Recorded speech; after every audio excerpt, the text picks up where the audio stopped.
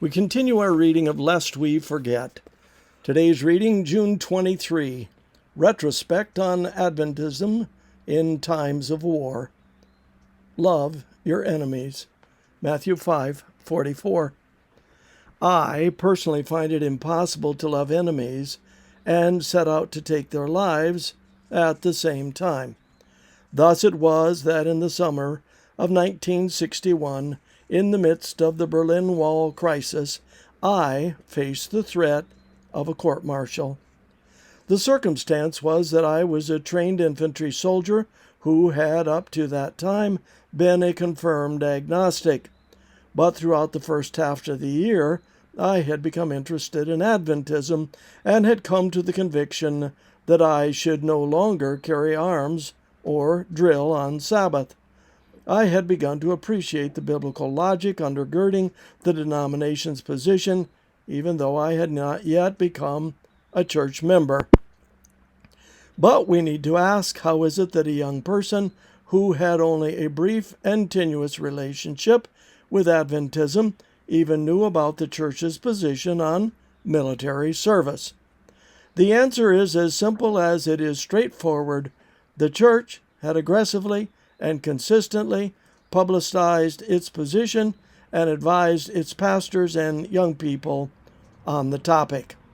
Not only had the General Conference assigned special pastors to the local conferences to help draftees attain non-combatant rights, but the church made large numbers of publications on the topic available to its youth.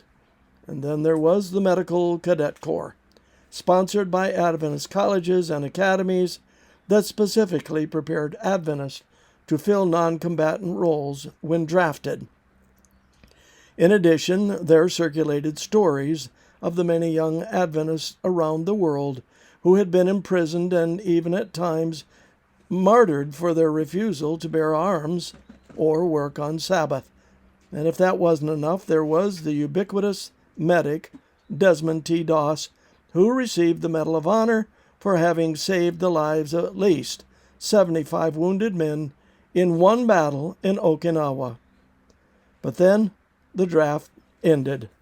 The publicity stopped, and Adventism neglected the topic and eventually forgot its history.